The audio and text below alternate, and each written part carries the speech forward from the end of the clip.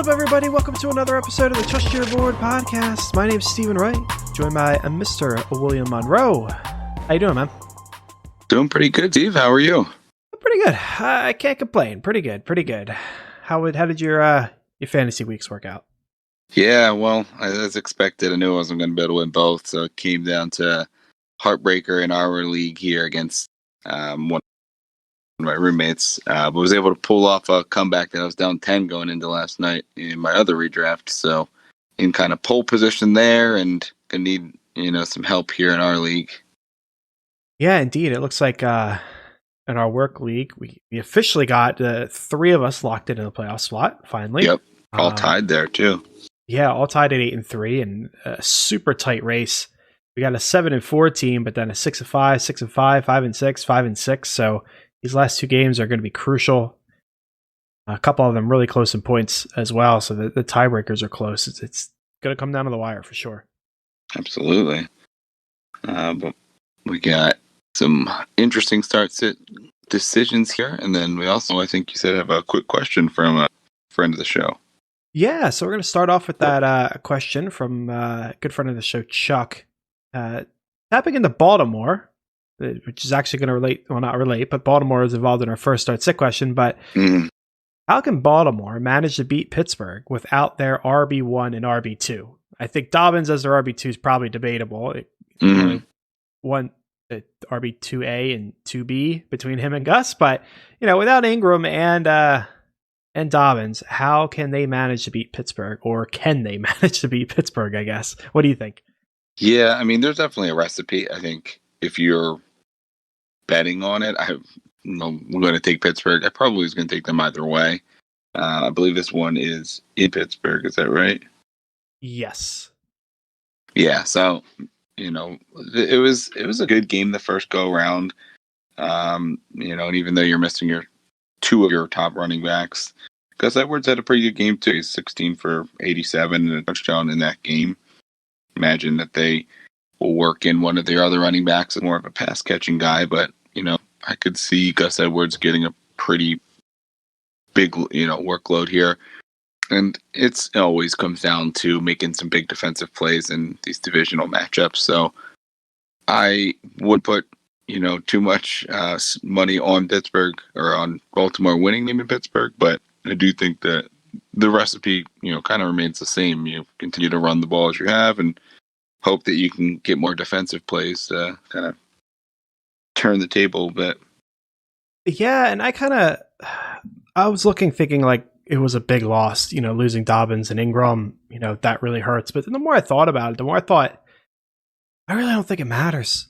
Regardless, even if Ingram and Dobbins were in there, you need Andrews and you need Hollywood to shell out some big games, and Lamar to have like a big rushing game if they're going to pull off that win. Ingram hasn't been great all year. I mean, he's been hurt for a while, but in the games we've seen, he hasn't been stellar. Dobbins has been up and down. So, it's not like those guys are far and away better than Gus. We know Gus is serviceable, and honestly, anyone that you plug in that backfield is going to be serviceable when you have the threat of Lamar Jackson, right? So I really don't think they're losing a lot by having those two out. Now you lose, the kind of three-headed monster approach, some different play designs and stuff like that. You lose out on that, but from an offense as a whole, I think you plug Gus in there and you're perfectly fine. But yeah, you're going to need everyone firing on all cylinders. The defense has to be really good. Lamar's got to be the Lamar that we saw last year. Hollywood needs to catch a bomb. Andrews needs to be his, reliable self and make some big plays. And maybe that's not even enough. They need to play a perfect game. But, at the same time, we've seen these Baltimore-Pittsburgh games be like low-scoring kind of games of defensive grind-out games where it's 15-9 at the end of the game, and and one turnover makes a difference when you're talking games like that, right? Absolutely. And that actually will work into our first start sit question here. You got two quarterbacks, Steve, Mr. Lamar Jackson that you just referenced at Pittsburgh, or Tom Brady versus the Chiefs at home. This is an interesting one. I think I would sit Jackson against Pittsburgh. Just everything about the matchup is worrisome. Meanwhile, Brady's coming off a bad game. He's going to look to bounce back. They're going to be facing the Chiefs. Chiefs offense is going to put up points regardless of how good Tampa Bay's defense is. They're going to score, and Brady's going to need to score as well. So I'll take Brady there. If I needed like a real high upside, I'm trying to convince myself that it would be Jackson with the rushing, but even from like an upside standpoint, I think it still might be Brady given the Pittsburgh defense. What do you think? Yeah, I think it's Brady. They both have had a couple of dud games throughout the year, but I think you've seen a higher ceiling with Brady than you have with Jackson. At least consistent, which not something you'd imagine going into this year. The way that Lamar played in 2019, but that's kind of been what it's been. Both have tougher matchups, but Brady's at home. Brady's in a game that I imagine is going to be higher scoring, as you mentioned there with the Chiefs. And Pittsburgh's defense is just really, really good. So we will see, as you mentioned, divisional games, you never know what could happen, but I would start Brady here. Okay, and our next one, we're moving to the running back position. Standard scoring will battle of the backups here. Would you rather start Giovanni Bernard versus the Giants or Gus Edwards at Pittsburgh? A lot of this Pittsburgh talk here early on. Yeah. It's a tough one. I feel like matchups leaning toward Gio, but I think I still stay with Edwards. I know, as we mentioned, Pittsburgh's a really good defense, but he played well against them last time, and he's going to get the workload in a very run-heavy offense that has their starting quarterback, and I think that is kind of what puts it over the edge for me, where Gio, could very well get a lot of dump-offs, where, this is standard, so you're not getting not much of a bonus for that, but standard scoring, maybe if you're full PPR, I give Gio, a little more of a look, but standard scoring, I'm going to go with what I imagine is the better offense and the guy who's going to be the bell cow. So it's Gus. Yeah, I think it's really close. I think I'm on the opposite end. I do like Gus. He's got touchdown upside to him.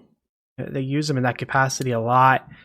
Gio has been up and down from a fantasy perspective. He's had some good games. He's had some kind of dud games. I mean, he's got a floor. Since Mixon's been out, he's got a decent floor. But, I think with Finley playing, they'll rely on him a little bit more. At least I would if I'm the coach and Ryan Finley's your guy. I'd be relying on the running game as much as I can. So I think that would benefit Gio. Plus, he's got the good matchup against the Giants. So putting those two together, I think he could have a good game. I don't think it's going to be, a huge game by any stretch of the imagination. Like if I wanted to go like with an upside pick, I'd probably go with Gus and hope he falls in the end zone twice. Yeah. But I think Gio can be solid, and I think his floor is a little bit better. Yeah, I mean, this is a tough one, and one likely you're going to have with a lot of running back injuries. There's going to be teams that are needy and picked up Gio last week, and just got Edwards, let's say, here Wednesday morning. So, yeah, it's something you're going to see, and both are going to be decent options this week. So we'll move on to the next one here. We got PPR. 2 wide receivers. So we're picking one of the following 2. Robert Woods versus the 49ers. Justin Jefferson at Minnesota. Oh, that can't be right? No, it can't be right. They get Carolina? I think so, yeah. Let me double check that. I knew that. Carolina. Carolina, that right? is Justin Jefferson, right? Yes, it is. Gotcha. It is. So Carolina, and I think that's where I need to place my bet. Robert Woods could be great, but we've seen with him and the Rams offensive pieces as a whole that, they're good one week and pretty average the next, and it just kind of bounces all around. Mm-hmm. Justin Jefferson is just good all the time. He is an amazing player. That was a great get from the Vikings. They got a good matchup. They're facing a bottom tier defense in the Panthers, and the Panthers offense should be able to score against the Minnesota defense, regardless of whether it's Teddy or it's PJ Walker. So they shouldn't, get ahead and then rely on Cook or something. I think Jefferson will be used the entire game. So I will go with Jefferson somewhat easily here. How about you? Yeah, I think in a vacuum, I'll lean Jefferson as well, especially with the thought that Thielen may not play. I know he was put on the COVID list. I don't think I forgot about that. Many details. That's important. Yeah. So there's definitely more of an upside, I think, with Jefferson. We obviously saw Woods have a good game, get in the end zone, be used a lot last night on Monday.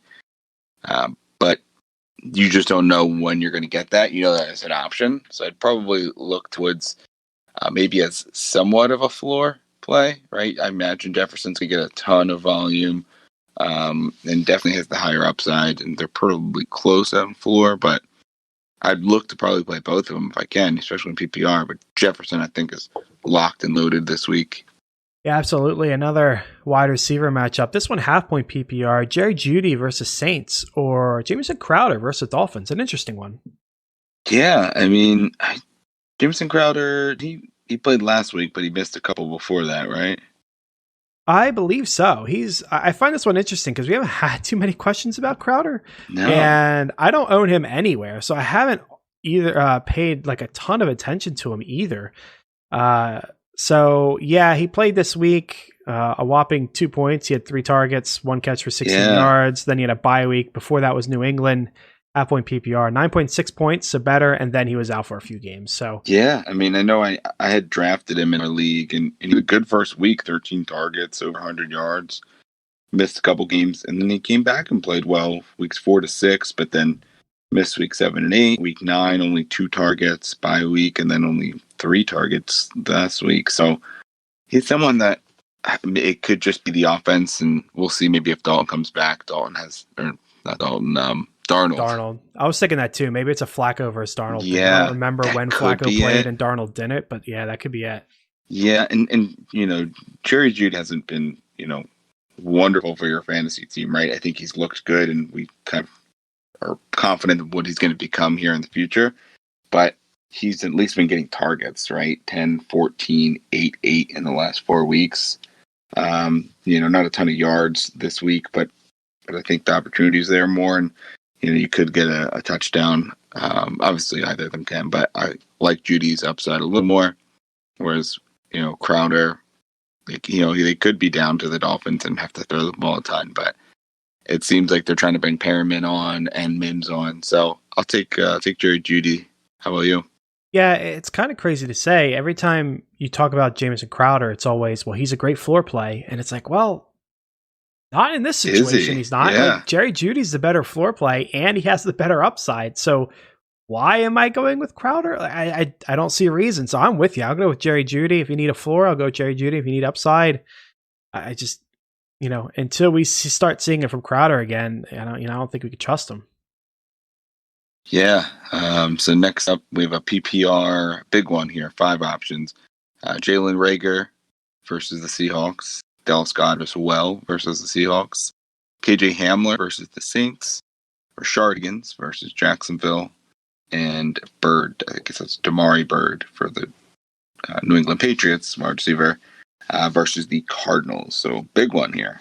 Yeah, and this is actually a pick 2. I forgot to put that in. Oh, is it? Okay. So, yeah, so we're picking 2, which makes it harder because initially you're going with Reagor because the matchup. I don't trust the Eagles, but and that matchup, I'll take my shot there. It's the other options that I consider interesting. I've talked about it before. I don't like going tight end with my flex position, so I'm kind of getting rid of Goddard. Plus, I don't want 2 Eagles, man. That team's a mess. All the other ones, they're pretty similar to me in that they don't have much of a floor, but they have a lot of boom to them. Mm-hmm. So with that in mind, I'm going to toss out Hamler. He hasn't done a ton this year. He's got the tougher matchup against the Saints. So you got Rashard Higgins against Jacksonville. That's solid. And then Bird against the Cardinals. That's solid in that the Cardinals are going to be putting up some points, you would imagine. And Patriots are going to need to throw the ball. He's got some deep ball chops to him. I think in an absolute vacuum, I'd go with Higgins out of the 2. So Reagor and Higgins. If I needed like absolute upside, you really needed a shot, I'd go with Reagor and Bird. But I think Higgins' floor is better than Bird's in my opinion, so I'll go with him. But I'm not really happy about any of them. What do you think? Yeah, I'm not really thrilled with too many of these either. I actually looked at it as Goddard first. He, seems, obviously you're not looking for a tight end, so it devalues him a bit.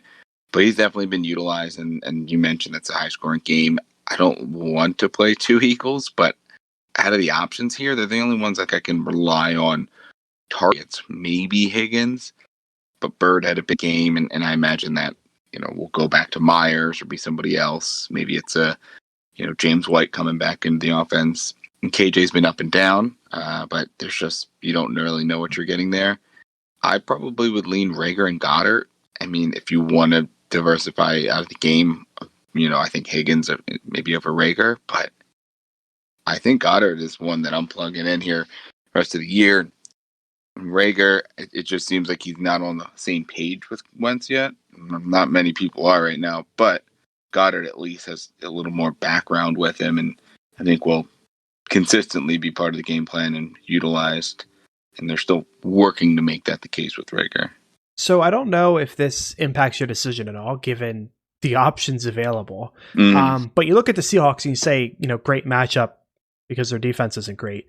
They're actually one of the better teams in the league against the tight end position. 5th or 6th. It looks like 6th. Yeah. They're 6th best against the tight end. They definitely do have some good, linebackers, right? You got KJ Wright, you got Bobby Wagner. So guys that have traditionally been, in and around the league and sticking tight ends. Yeah. Now, with that in mind, I don't know who they have played. Yeah. Let me see. The Cardinals twice now, and they don't really have much tight end. Yeah, I'm looking. I can kind of tell the story now. So they played Hayden Hurst week 1, who hasn't been great. Ryan Izzo, not great. Dalton Schultz, not great. I mean, he's fine. That's a solid one, but not great. Durham Gesicki playing? No, it was Durham Smith apparently in Miami. Wow, yeah. Kyle Rudolph. And the bye, Dan Arnold, Ross Dwelly. They did get Kittle, and they did shut Kittle down less than 5 points. It was week 8. I don't know who the quarterback was at the time.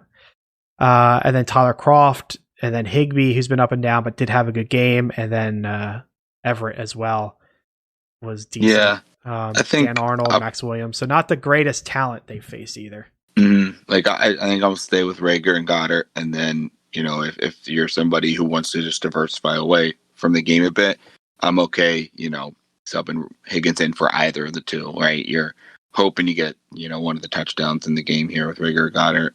Higgins, I think you're probably relying more on some volume. But yeah, I mean, I'll stick Reagor and Goddard, but I don't put it past anyone who wants to get Higgins over one of them. Okay, fair. Well, turn to the quarterback position again here. Would you go with Baker at Jacksonville or Taysom Hill at Denver? Oof. And this is one we almost had. I think Hill was out there for a while in our one dynasty league, and we're looking at Baker this week. It's interesting because, I mean, there's a lot of usage for Taysom Hill, right? And I don't know that I can truly trust him, but I think that you're getting the rushing attempts from him, and they're going to throw the ball. Whereas Baker, you could just get the quarterback managing 2 really good running backs and just not trying to do anything to mess him up. I think I lean Taysom Hill over Baker. It's going to be close, but... Yeah, I think so too. I don't like trusting quarterbacks that don't have a history of throwing touchdowns. Mm-hmm. He's used that gadget guy. Last week he didn't throw any. He ran in 2, right? I thought he had 3 total. Let me pull it up. So he's 18 for 23, 233 yards, no passing touchdowns, and then 10 for 51 and 2. Yeah, so 2 total touchdowns. They're 6 points because they're on the ground if you're a 4-point QB touchdown, passing touchdown. So that's valuable. To consider. That's definitely a difference. He did lose a fumble, too, each of the last 2 weeks. Yeah, well, I mean, if you rush as much as he does and you're a quarterback, that's kind of going to happen. But yeah, you're imagining that's like your, bad interception. But if you only have one of them, you're okay. I think I'd probably have to stick with him because at least you're going to have the rushing baseline. Baker's floor is nothing. Baker's floor is they rely on Chubb and Hunt, and Baker does nothing. Yep. We've seen that happen. So, I'd probably go with Hill because of that. If I needed upside, I'd probably go with Baker because I think he could, ball out, throw 4 touchdowns or something like that. And, not that Hill can't do it, but again, We haven't seen him throw touchdowns. So Mhm. I'll go with Hill, but probably Baker if I needed upside. It's just trust issues on my end, I guess. Yeah. Next up is an interesting one. PPR pick 2. 3 pretty solid options. Kareem Hunt in Jacksonville. We have that is Robinson. That is, what can I remember his name right now? James Robinson? James Robinson, yes. From the playing against Jags. the Browns from Jacksonville. And then Antonio Gibson at Dallas. Yeah, I almost didn't want to add this one because this one's Tough. really difficult. Yeah. Yeah. Like, good on you. Really good on you. I mean, this looks like a 0 RB team right here. Yeah. You probably picked up Robinson. Maybe got Gibson late in the draft. Yeah. That's something else. I'm locking in Gibson immediately because of the matchup against Dallas. I want some of that. So I will take Gibson. The other two, I don't know how Kareem Hunt doesn't have at least a decent game against Jacksonville. I can craft a reason for Robinson because the Jaguars suck. So I'll take Hunt, but I have no issue with Robinson. In fact, I'll be starting him most likely in our work league. So, I have no issue there. It's just, can I craft a narrative of a downside for either of them? And I think I could do that easier for Robinson than I can Hunt. So I'll go with Gibson and Hunt. How about you?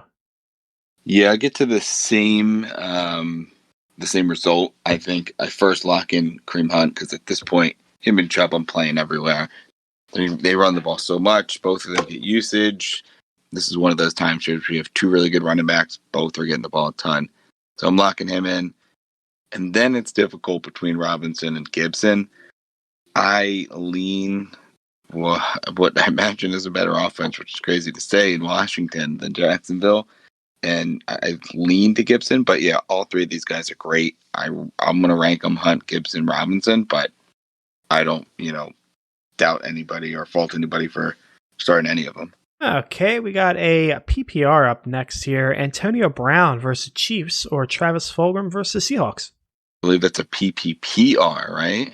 No, that's just PPR. That's Ah, That's me being dumb and typing up our document here. Plenty of mistakes on this one, apparently. plenty, apparently. I think until we see it with Fulgham again, with everyone coming back to the offense, you can't trust him.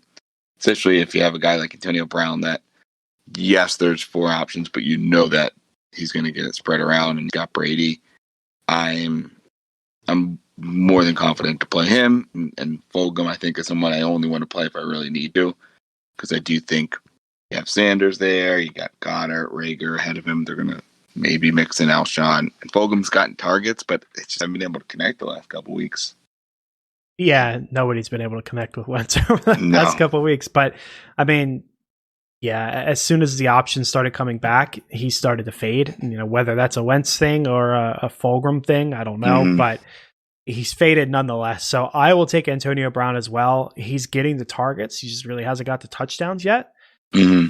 And I'll follow those targets with Antonio Brown. I mean, like you said, Fulgham's getting targets too, but the quality of target is different and the quality of player is different. So yes, Antonio Brown pretty easily for me against those Chiefs. All right. And finally, QB, we have good old Phillip Rivers versus the Titans and Jared Goff versus the 49ers. It's interesting that this is a somewhat interesting one. I never really want to start Rivers, but the Titans defense hasn't been great. He's had his games this year where he's put up a lot of points. I just don't know if I could trust him. I'll stick with Goff. I know it probably got a similar floor. Goff's floor hasn't been great, but he's got the upside. I'll take Goff. I don't have an issue with Rivers. I don't know. I don't trust him. I don't. The upside comes sparingly, so I'll stick with Goff. What do you think? Yeah, I mean, Rivers isn't a bad floor play, but with quarterback streamers, you're usually, going for upside. So I'm going to go Goff here pretty easily. Rivers, he's had some good yardage totals the last couple weeks, but he, could always be due for more of a running game than Goff. I mean, both teams obviously could run the ball and take it out of their quarterback's hands, but I imagine Goff is going to have enough in the work because he has a ton of short passes. He gets the yards when Woods catches it for a yard and takes it for 20, and same thing with Kupp. They've been working in Reynolds, so yeah, I mean, I think it's Goff here pretty easily for me. Okay, so that's going to take care of the start sit. So we're going to move over to some trade questions. Again, all dynasties, since a lot of our redraft leagues have shut down trading for the year.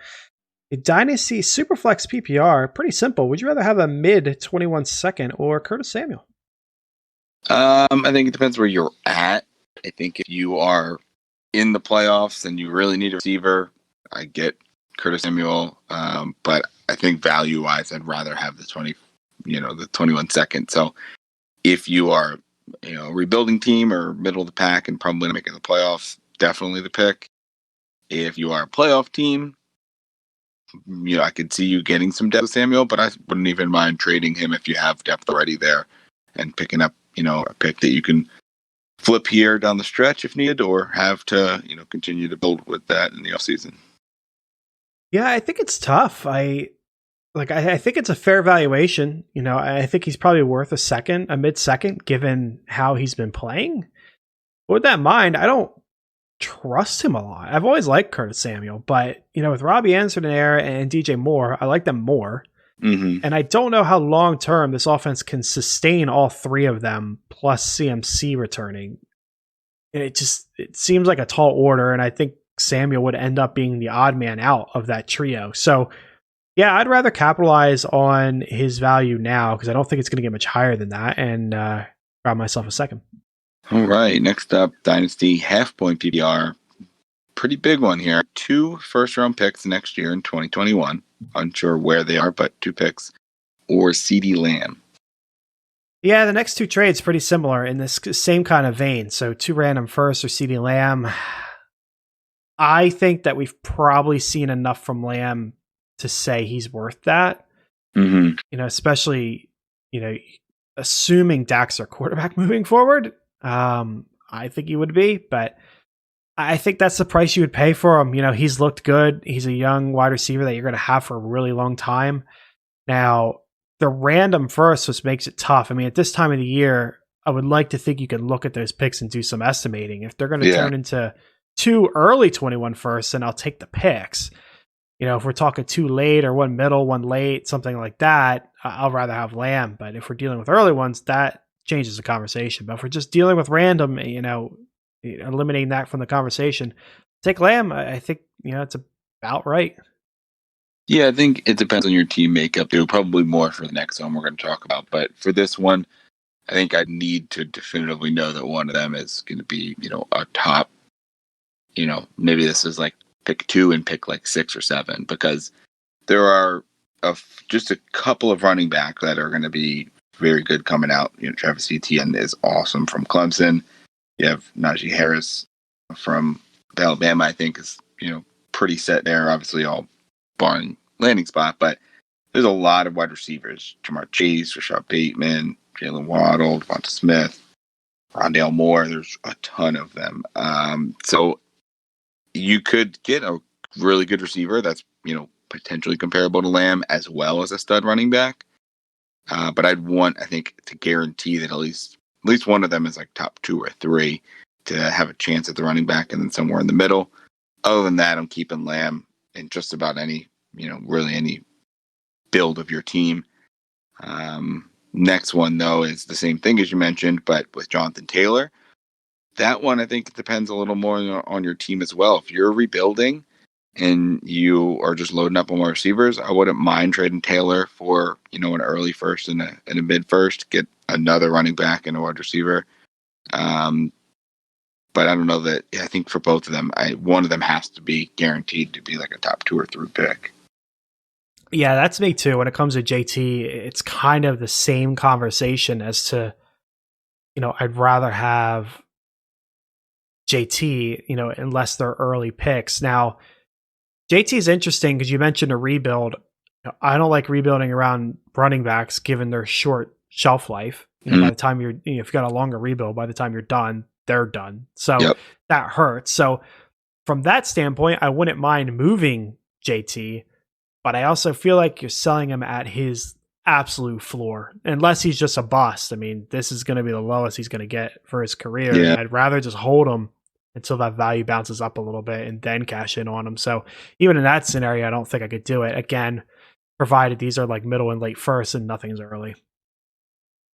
Yeah, agreed. I think, if you're rebuilding, I'm definitely keeping Lamb. If you're rebuilding, Taylor's maybe not a bad chip if you can get 2 more firsts, and, build further.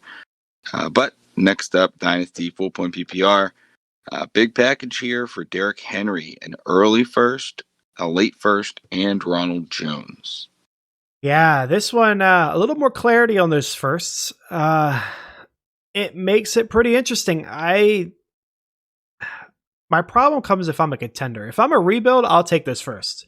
An early first and a late first seems great. Rojo is a fine dart throw. He's a little too inconsistent, but early first and late first is fantastic. So I would take that. If I'm a contender, that's where I have the problem because like the value's on the first side to me, but Derrick Henry is a league winner, especially this year. I think his schedule down the road's really great. Yeah.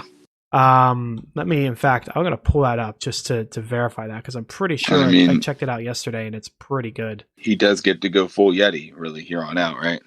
That he does. Yeah. So he's got the Colts this week, Cleveland, Jacksonville, Detroit, and Green Bay. So that's a pretty nice schedule. That's a league winning schedule. So if I'm a contender, even though I think the value is on the pick side, I think I hold on to Henry and go for that championship. How about you? Yeah, I think it's close. I probably want to keep Henry in most scenarios. But yeah, if you are in a total rebuild, I get wanting the picks. I'd probably want a more sturdy running back. Rojo, you just don't know what you can get there.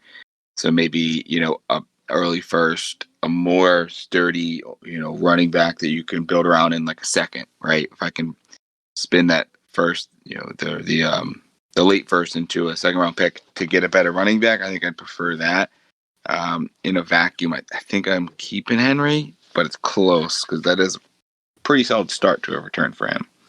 Yeah, absolutely. And we got one trade question left. 12-team half-point PPR. Austin Eckler, Denzel Mims, Joe Burrow, or another random 21 first, DeAndre Swift and OBJ. Yeah, it's tough. I think I might. I mean, it depends obviously where you're at, right? Because you're not trying to win this year. Probably for most of these guys, I don't think really any of these, except for maybe Eckler, is going to come, bring you back or bring you any return for the rest of the season. Maybe Swift as well, but OBJ's likely done for the year. Burrow as well, and then Mims obviously is still being worked in, so probably needs some more time. Man, I don't know. I think I side with the Eckler, Mims, Burrow. So I think Eckler can be comparable with Swift kind of the next few years. Obviously, Swift probably has a longer career, but it's comparable. I don't love OBJ. So, I think OBJ in the first Mims and Burrow, that's tough to turn down. I think especially if you're rebuilding, I lean the Eckler, Mims, Burrow side. But it's tough to turn down a first and DeAndre Swift. I don't know. I'm pretty torn here. What do you think? I'm kind of in the same boat that you are. Eckler and Swift pretty much cancel each other out.